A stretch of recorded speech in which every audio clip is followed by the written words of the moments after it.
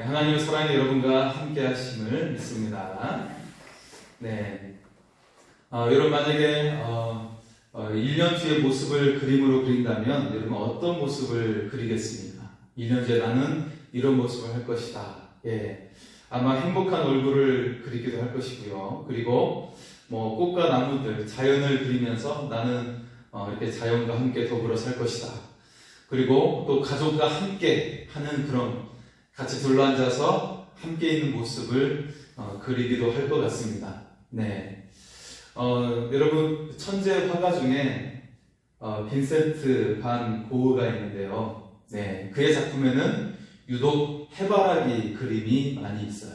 네, 지금 알려진 작품 중에는 7점의 해바라기를 그린 그림이 있습니다. 예, 여러분 고흐의 작품은 굉장히 비싸서 아무나 소장할 수가 없죠. 몇십억씩 하기 때문에. 네. 한 신학교 교수님이 유럽 여행을 했어요. 유럽 여행을 했는데 그 중에 가장 인상 깊은 것을 하나 말해달라고 했는데 한 가지를 이야기하는데 그것은 바로 네덜란드 암스테르담에 있는 고흐의 전시관, 고흐가 그린 그림을 봤던 그때 그 감격을 잊을 수 없다는 얘기하는 거예요. 뭐 유럽에 여러분 뭐 오래된 성도 있을 것이고 또 뭐 이탈리아 같이 그런 로마의 그런 도시랄지 뭐 그리스의 도시랄지 여러 도시가 있을 수 있는데 그분에게 남겨진 가장 인상 깊은 것은 고흐의 작품이라고 이야기하는 거예요. 네, 거기에 해바라기 그림을 그린 유화 작품이 있습니다. 네, 근데 고흐의 작품이 우리가 실제로 사진으로 이렇게 보거나 책으로 보면 뭐 이상하네 그냥 평범하게 그렇게 보일지 모르겠지만 실제로 그 작품을 유화로 그린 걸 보면 그게 생생하게 살아있는 모습이 느껴진다는 거예요. 실제로 그 그림이 유화로 보면 입체감이 있어가지고 이게 마치 살아있는 듯한 움직임을 가지고 있다는 거예요. 그런 감동을 현재 그 그림을 직접 목격하면서 그 감동을 받은 이야기를 나누었어요. 여러분, 이 해바라기가 나라마다 그 꽃명이 의미하는 바가 다른데요. 중국 사람들은 해바라기를 굉장히 좋아하죠. 그 이유는 재물 운을 가져다 준다라는 의미가 있어서 좋아하죠. 그래서 해바라기 그림을 집에다 걸어놓기도 하죠. 그런데 고흐는 다른 의미로 이 해바라기 그림을 그렸어요. 그것은 바로 감사함의 의미였다라는 거예요. 감사함의 의미. 특히 이 그림을 통해 사용되어지는 것이 하나님께 예배하는 그 미사 속에서 신도들이 펼쳐보는 제단화의 형식이었다라는 거예요. 성도들이 미사를 드리기 전에 펼쳐보는 그런 제단화의 형식인데 이것은 신에게 감사하고 그리고 나에게 주신 사람들에 대해서 감사하는 그런 마음을 담고 있는 거예요. 하나님 감사합니다. 내게 주신 사람들에게 또 감사합니다. 그런 의미를 담고 있어요. 그래서 이 고흐가 특별히 그 해바라기 그림을 많이 그렸는데 시인 엘리자 로리라드는 그 고흐의 작품, 고흐의 해바라기 작품에 담긴 의미를 이렇게 기술을 하고 있는 것이죠. 하나님의 말씀과 은총을 받아들이는 마음의 귀를 기울이는 그 위대한 빛을 향한 해바라기 같은 존재가 되는 소망을 담고 있다. 네. 하나님의 말씀의 은총을 받아들이는 그리고 그 마음에 귀를 기울이는 그 위대한 빛을 향한 해바라기 같은 존재와 같은 소망을 담고 있다라는 거예요. 네. 여러분, 고흐는 실제로 자신이 해바라기 화가가 되기를 원했어요. 스스로 그렇게 되기를 원했어요. 고흐는 원래 젊은 시절에 목사의 꿈을 가졌던 사람이었어요. 그의 작품을 실제로 보면 매우 신앙적인 내용을 담고 있습니다. 네. 그리고 우리의 마음에 실제로 고흐는 해바라기 화가로 남겨져 있죠. 예. 해바라기 화가로 남겨져 있고 또 가장 대표적인 작품 별이 빛나는 밤에 그것을 통해서 빛의 화가로 알려져 있어요. 빛의 화가. 네. 그를 통해 하나님을 보게 하는 위대한 화가로 남아 있습니다. 네. 자, 희망의 메시지예요. 해바라기, 하나님을 향한 소망, 그리고 그 감사하는 마음, 희망의 메시지가 이 속에 담겨져 있는 거예요. 우리의 삶은 희망이다. 우리의 삶은 희망인 줄 믿습니다. 그런데 오늘 말씀 자체가 바로 희망의 메시지가 선포되고 있어요. 소망의 메시지, 너에게 소망이 있을 것이다 라고 선포하는 희망과 소망의 메시지가 오늘 말씀 속에 들어있다는 것이죠. 사실 이 예레미야 31장에는 구약 성경에서 유일하게 새 언약에 대해서 나옵니다. 우리가 새 언약이라는 말을 많이 들어봤지만 이 새 언약이라는 말이 구약에서는 유일하게 이 말씀에 나와요. 이 말씀에 나와요. 자, 본문은 사실 이스라엘 그 전체, 북이스라엘과 남유다를 통틀어서 이 이스라엘 전체가 회복되어지는 구체적인 그런 말씀을 선포하고 있어요. 이 백성들이 본토로 귀환할 것이고, 그리고 그들이 평화와 안식을 누리게 된다고 말씀하고 있어요. 또 자녀와 가축이 번성해서 평안하게 살 것이라고 예언하고 있습니다. 네, 여러분, 예레미야서가 우리가 읽어봤지만 희망의 메시지가 굉장히 드문 예언서죠. 우리 앞에서 이사야서는 그래도 40장 이후부터는 희망의 메시지로 꽉 차 있거든요. 그런데 예레미야서는 굉장히 심판에 대한 내용이 가득해요. 그 중에 일부분만 희망의 메시지가 조금 들어있는데 오늘 말씀이 바로 그런 내용이죠. 네. 자, 그래서 오늘 본문 속에서는 아낌없이 그 백성들을 향한 회복과 희망의 메시지를 쏟아붓고 있어요. 쏟아붓고 있어요. 아낌없이 쏟아붓고 있습니다. 사실 이 본문이 쓰여진 시기를 보면 결코 좋은 시기가 아니거든요. 유다의 마지막 왕 시드기야의 통치 말년에 쓰여졌어요. 우리나라로 치면 고종 황제 말년에 쓰여진 것과 같은 거예요. 그 시기적으로 보면. 그런데 지금 이스라엘 상황은 더 좋지 못한 것이 무엇이냐면 그들이 수많은 백성이 죽임을 당하고 남은 자는 고국에서 사는 것이 아니라 포로로 머나먼 땅으로 이동을 해야 돼요. 그 이주하는 거리가 1000km가 넘어요. 1000km 상상이 되십니까? 여기서 부산까지가 550km거든요. 근데 1000km를 걸어서 쇠사슬을 묶인 채로 포로를 끌려가는 거예요. 이거 얼마나 고통스럽겠어요. 고국에서 사는 것도 아니고 먼 나라로 나의 고향을 잊은 채 포로로 끌려가는 거예요. 그래서 얼마나 고통스럽겠습니까? 그런 과정이 거친 다음에 이 약속이 이루어지는 것이죠. 자, 이처럼 지금 현재는 굉장히 나쁜 최악의 상황 속에 있어요. 곧 닥칠 조국의 멸망과 그리고 많은 사람들이 죽임을 당하고 살아남은 자는 포로로 끌려가야 되는 그런 암담한 일이 이제 곧 닥치게 되는데, 자, 이런 일이 일어나는 그 이유가 무엇일까? 이것은 무슨 의미를 담고 있는 것일까요?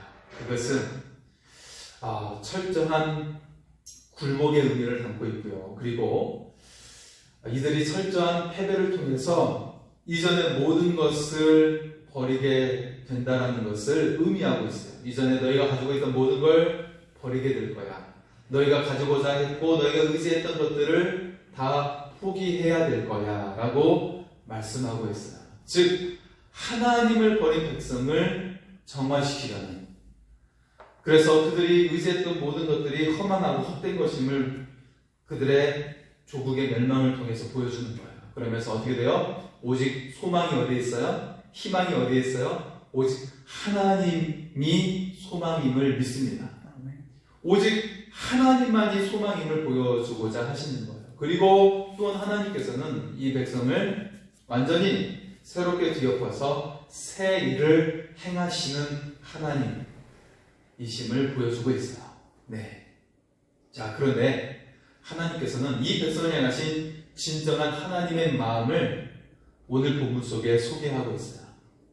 내가 너희를 향한 하나님의 마음, 그 하나님의 마음을 소개하고 있는데 그것은 하나님의 진정한 의도와 목적이 무엇이냐? 그것은 이 백성이 하나님의 축복을 담는 그릇이 되기를 원하신다는 거예요.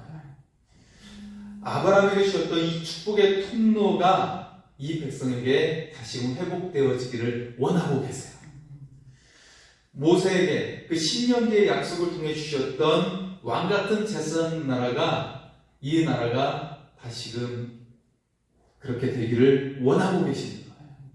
이 나라가 왕같은 제사장 나라로 회복되어지는 하나님의 계획이 담겨져 있습니다. 자, 오늘 17절 말씀을 이렇게 말씀하고 있죠. 너의 장래에 소망이 있을 것이다. 너희 자녀가 자기들의 지경으로 돌아오리라. 여호와의 말씀이니라. 아멘. 너의 장래에 소망이 있다고 선포하십니다. 지금은 어려운 일이 일어나고 암담한 상황이 벌어지게 되겠지만 반드시 너희의 장래에 소망이 있다고 말씀하고 있어요. 하나님의 백성에게 축복을 선포하고 계십니다. 주의 백성에게 이미 이것들이 예비되어 있다라고 말씀을 하고 계십니다. 여러분, 오늘 말씀의 제목을 그래서 너희 장래에 소망이 있을 것이다 라고 그렇게 하였습니다. 하나님이 여러분과 함께 하여 주셔서 여러분의 장래에 소망이 충만하기를 소원합니다.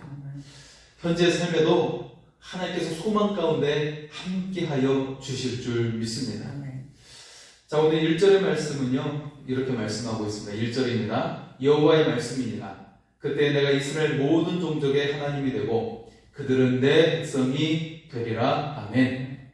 자, 오늘 말씀의 첫 번째 내용은 내 백성이 되리라 라고 선포하고 있어요. 내 백성이 되리라. 하나님께서 이스라엘의 하나님이 되고 너희는 나의 백성이 된다. 다시 말해서 하나님이 우리의 보호자가 되시고 그리고 우리의 모든 것들을 책임져 주시는 그런 우리의 우리의 하나님이 되어 주심을 선포하고 계시는 거예요. 네. 사실 이 말씀 앞에 30장 22절에도 너희는 내 백성이 되고 나는 너희들의 하나님이 되리라 라는 말씀을 반복하고 계시는 거예요. 여기만 반복되는 것이 아니라 맨 마지막 말씀 속에서도 다시 한번 반복해서 이 말씀을 선포하십니다. 너희는 내 백성이 되리라. 할렐루야. 하나님이 우리를 책임져 주시겠다라고 하시는 약속의 말씀이에요.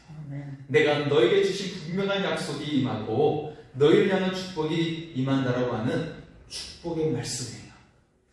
이 말씀이 여러분의 것이 될 수 있기를 소원합니다. 자, 여기서 시간을 의미하는 말씀이 등장하죠. 그때에 하나님께서 정하신 회복의 때를 말씀하고 있어요.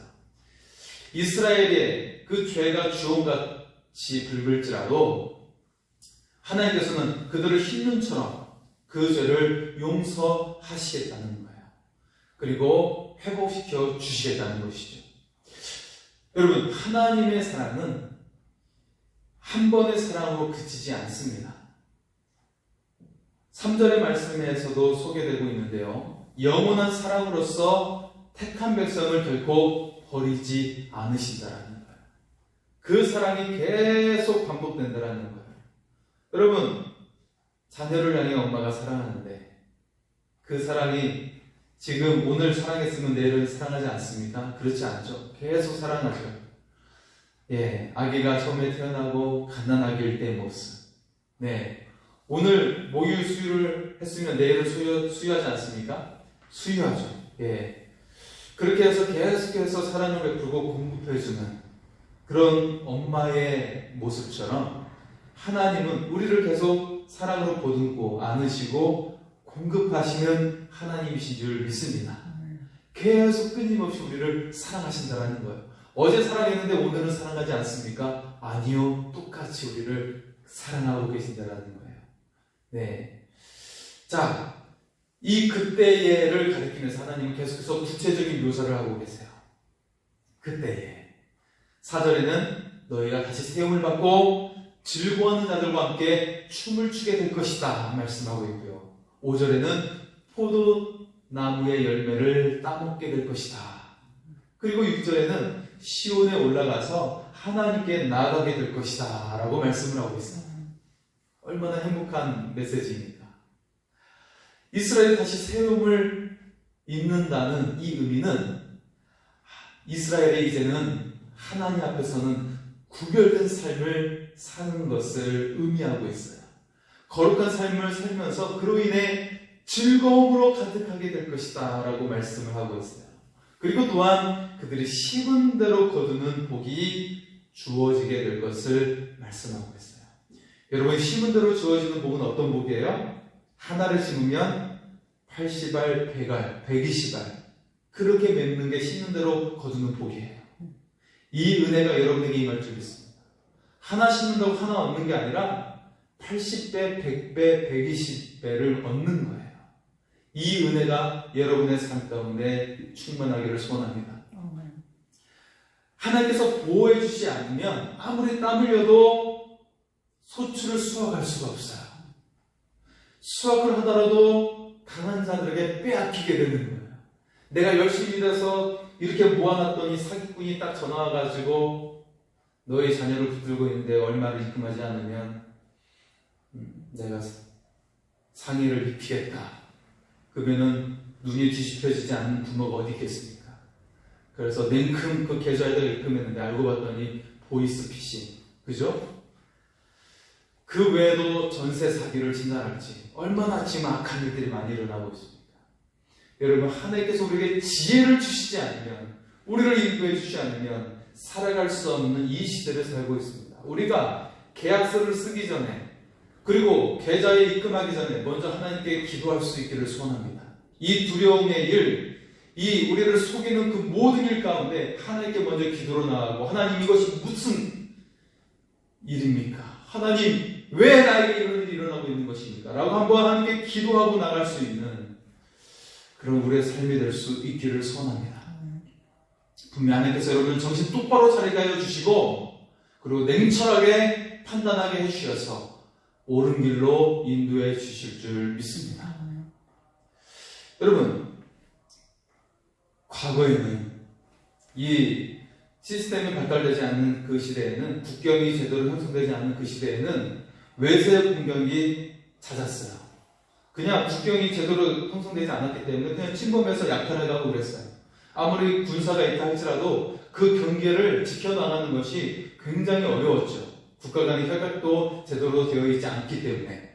그래서 그냥 도둑대가 들어오고 외적이 쳐들어오면 그냥 빼앗기고 죽임을 당하고 그런 상황이었을 거예요. 바로 이 시대가 그랬던 거예요. 그런데 하나님은 오늘 말씀 속에 약속하고 있어요. 앞으로는 파수꾼을 통해서 너희가 마음 편하게 하나님께 예배하게 될 것이다. 그리고 어떻게 돼요? 하나님의 그런 은혜를 충만한 삶 속에 입으면서 살게 될 것을 약속하고 계십니다. 오늘 여러분에게 이 축복이 흘러갈 수 있기를 소원합니다. 자, 7절에 이런 말씀을 하고 있어요. 여호와께서 이와 같이 말씀하시니라. 너희는 여러 민족 앞에 서서 야곱을 위하여 기뻐 외치라. 너희는 전파하며 찬양하며 말하라. 여호와여, 주의 백성 이스라엘의 남은 자를 구원하소서 하라. 자, 하나님께서 이스라엘을 조롱거리에서 벗어나게 하시겠다고 말씀하고 있어요. 여러분, 특히 오늘 이 말씀의 전반부의 말씀은 북왕국 이스라엘에 대한 말씀이거든요. 그런데 그 북왕국은 이미 나라가 사라져 있는 상황이에요. 아수르에 의해서 완전히 그 땅이 짓밟혀가지고 거의 많은 사람들이 죽임을 당하고 살아남은 자는 이방 땅에 살게 되고, 그리고 이방인들이 그 북왕국 이스라엘에 섞여서 살고 있는 상황이에요. 지금 이 예언의 말씀은 북왕국에 대한 말씀이에요. 그런데 이 이스라엘, 북왕국 이스라엘이 조롱거리에서 벗어나게 될 것이다. 그리고 이제는 여러 민족들 앞에서 스스로 자랑하게 될 것이다. 자랑하게 될 것이다. 자랑스러운 존재가 될 것이다. 왜냐하면 하나님의 구원과 회복은 틀림이 없고 확실하고 완전하기 때문입니다. 이 약속을 주시고 계시는 거예요. 자, 그리고 8절의 말씀입니다. 보라, 나는 그들을 북쪽 땅에서 인도하며 땅끝에서부터 모으리라. 그들 중에는 맹인과 다리 저는 사람과 잉태한 여인과 해산하는 여인이 함께 있으며 큰 무리를 이루어 이곳으로 돌아오리라. 네, 이 백성을 하나님께서 땅끝에서부터 모으겠다라는 거예요.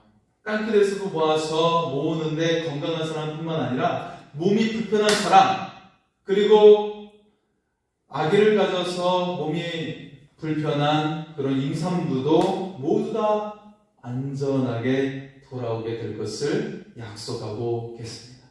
네. 자, 역시 같은 말씀이 10절에도 반복이 되고 있어요. 먼 섬에서부터 이 소식이 전파될 것이다. 내가 흩어져 있던 이 이스라엘 백성을 다시 양떼를 모으듯이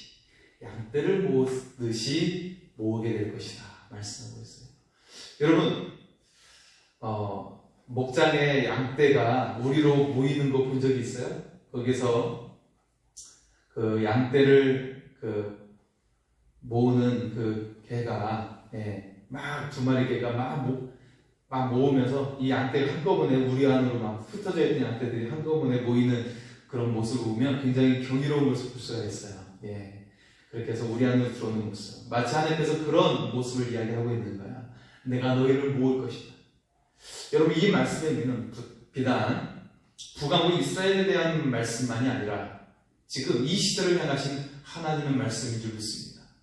지금 코로나 이후에 많은 기독교인들이 상당수가, 적지 않은 수가 교회를 떠난 사람들이 많이 있어요.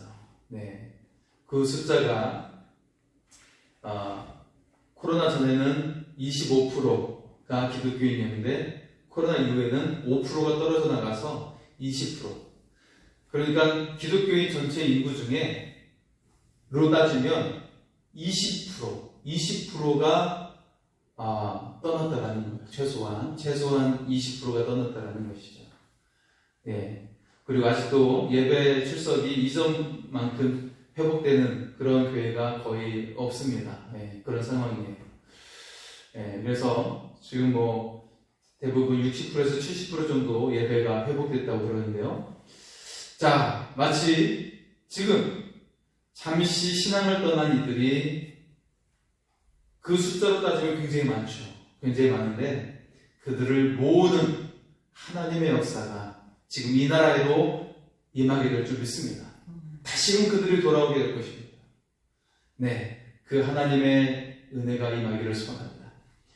그리고 12절의 말씀을 보겠습니다. 12절입니다. 그들이 와서 시온의 높은 곳에서 찬송하며 여호와의 복, 곧 곡식과 새 포도주와 기름과 어린 양의 떼와 소의 떼를 얻고 크게 기뻐하리라. 그 심령은 물된 동산 가겠고 다시는 근심이 없으리로다 할지어다. 아멘. 할렐루야. 하나님의 성전에서 찬송을 하고요. 그리고 하나님의 그 충만케 하시는 복을 너희가 누리게 될 것이라고 말씀하고 있어요. 곡식과 새포도주와 기름과 어린 양의 떼와 소의 떼가 가득하게 됨을 우리에게 말씀하고 있는 거예요. 그리고 너희의 심령이 물된 동산과 같을 것이다 말씀하고 있는 것입니다. 근심이 없게 될 것이다. 여러분, 어떻게 이런 일이 일어날 수가 있습니까? 너희가 계획한다고 되는 것이 아니라 바로 하나님이 함께 하실 때 되어질 줄 믿습니다. 인간이 아무리 계획하고 노력한다고 되어지는 것이 아니에요. 인간이 계획할지라도 그 길을 인도하시는 분은 하나님이신 줄 믿습니다. 하나님께 맡겨야 됩니다. 하나님 안에 거해야 되는 것입니다.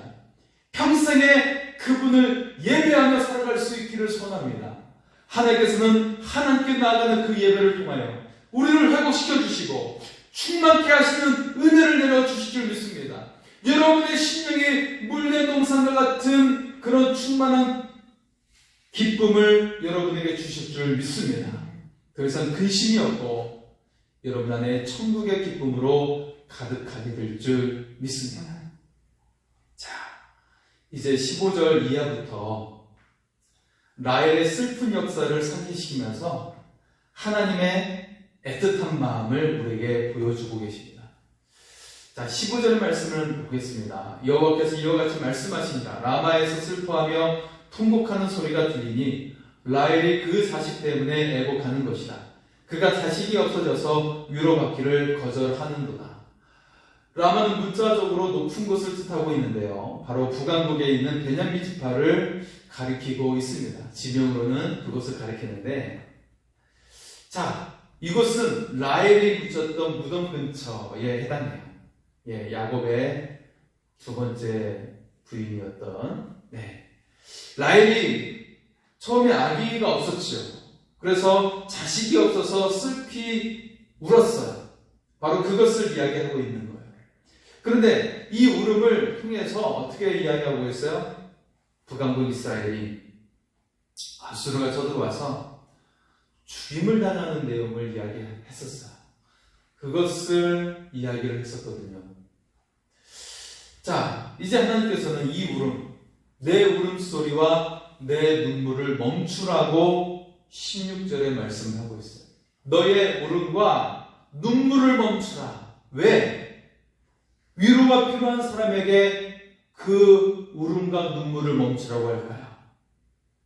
너의 울음과 눈물을 잊게 해줄 상급이 있게 될 것이다.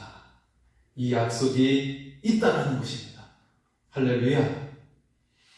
이 상급으로 말미암아 이제 너의 울음과 눈물을 잊게 될 것이다 말씀하고 있어요. 그것은 바로 너희들이 그 대적의 땅에서 돌아오게 될 것이다 말씀하고 있는 거예요.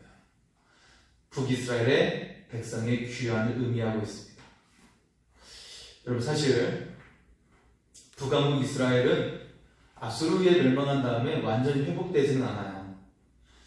그들이 이제 나라가 나중에 포로 귀환해서 나라가 조금씩 회복이 되잖아요.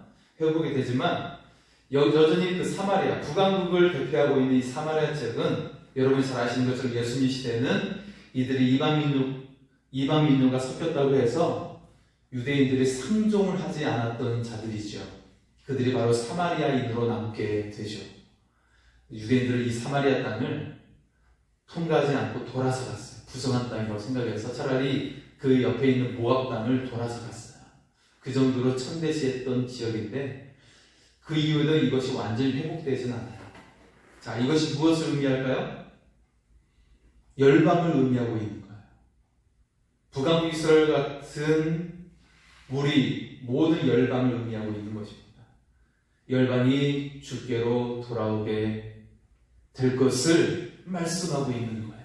물론 이 말씀이 이를 통하여 이스라엘의 완전한 회복을 말씀하고 있는 것이죠. 이것이 어떻게 이루어질까요? 바로 예수 그리스도의 오심을 통해서 이 일이 시작이 되어졌고, 그리고 그 일이 지금도 진행되고 있다는 것을 우리가 믿을 수 있기를 소원합니다. 이미 예수님의 오심을 통해서 이 일이 이루어졌어요. 주님의 그 복이, 주님의 그 복음의 말씀이, 구원의 이 기쁜 소식이 모든 이방인을 향해 열리게 되었기 때문입니다. 이제는 우리가 전하기만 하면 됩니다. 전하기만 하면 그들이 하나님의 백성이 될 수가 있는 거예요. 믿기만 하면 우리가 하나님께로 돌아오는 것이 되는 것입니다. 이 은혜의 역사가 지금 이 시대 가운데 일어날 수 있기를 소원합니다. 자, 그리고 하나님은 그의 백성에게 놀라운 약속을 주셨죠. 처음에 우리가 읽었던 말씀이에요. 바로 17절의 말씀이죠. 17절의 말씀입니다. 너희의 장래에 소망이 있을 것이다. 너희 자녀가 자기들의 지경으로 돌아오리라. 여호와의 말씀이니라. 아멘. 할렐루야. 지금 하나님은 너희의 과거의 슬픔과 아픔을 뛰어넘게 하겠다. 너의 모든 고통을, 아픔을 잊게 할 놀라운 약속을 주시는 줄 믿습니다. 너희의 장래에 소망이 있음을 선포하고 계십니다. 지금 여러분의 소망은 무엇입니까? 사람들이 열심히 인생을 계획하고 땀 흘려 열심히 살아가요. 그런데 그렇게 열심히 일하는데도 불구하고 거의 많은 사람들이 그저 그런 인생을 살고 있어요. 그저 그런 인생. 부모가 열심히 살아서 재산을 많이 남겨놔도 자식들은 그 재산 때문에 싸우다가 서로 원수가 돼요. 원수가 되는 가정들이 너무 많아요. 또 부모가 삶이 힘들어서 재산을 남겨두지 않았지만 자식들이 일찍 철이 들어가지고 자수성가해서 부모를 정성껏 섬기는 그런 사람들도 있어요. 여러분, 재산의 많고 적음이 중요한 것이 아니에요.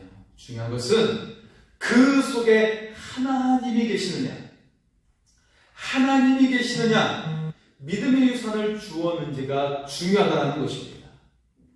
제가 예전에 교육전도사였을 때 섬겼던 굉장히 일산에서 큰 교회였는데 1,500명 출석하는 교회인데 거기 어떤 권사님이 인테리어 사업을 해가지고 돈을 엄청나게 벌었었어요. 엄청나게 벌었어요. 아주 돈이 막 넘쳐나니까 필리핀에 가가지고 선교사님께 교회 세우라고 하고 몇백만 원, 1,000만 원씩 헌금하기도 하고 그랬어요.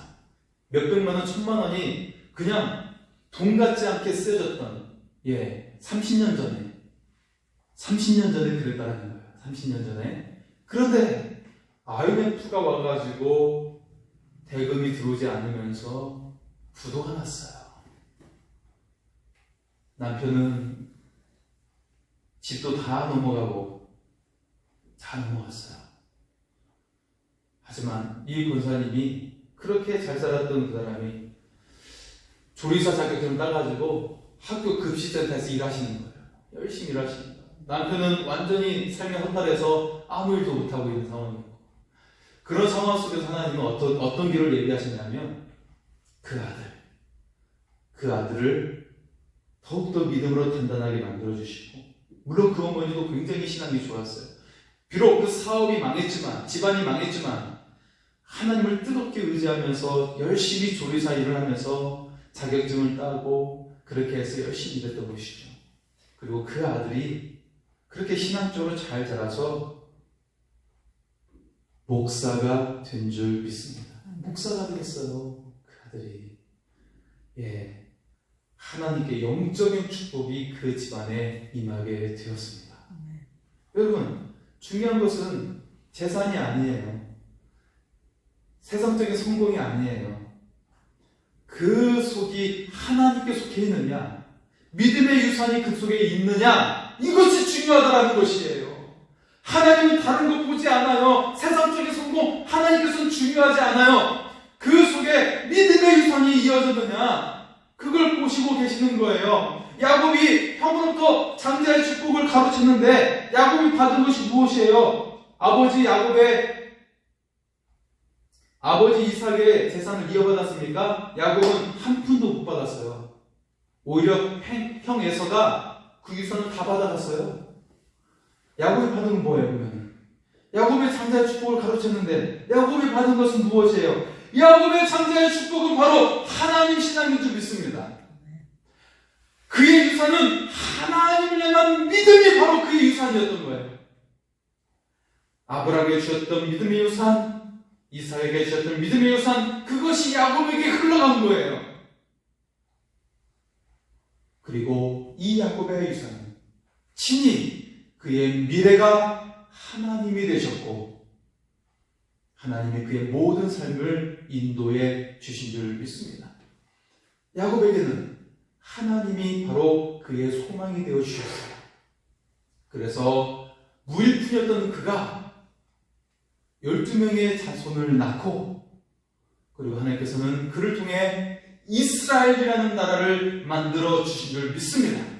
그리고 그를 통해 메시아가 나오고 인류를 구원하시는 하나님의 역사가 그의 자손을 통하여, 그를 통하여 일어나게 된 줄 믿습니다. 이것이 바로 그의 유산이었어요. 여러분은 어떤 유산을 향해 살아가고 어떤 소망을 가지고 인생을 살아가시겠습니까? 오직 하나님이 소망이라는 거예요. 오직 하나님이 유산이라는 거예요. 하나님은 오늘 33절 후반절에 이렇게 반복하여 말씀하고 있습니다. 나는 그들의 하나님이 되고 그들은 내 백성이 되리라.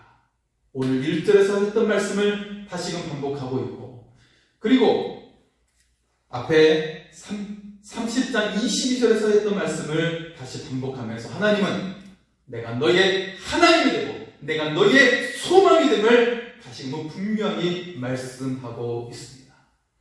여러분, 우리는 하나님 앞에서 해바라기와 같은 존재가 될 수 있기를 소원합니다.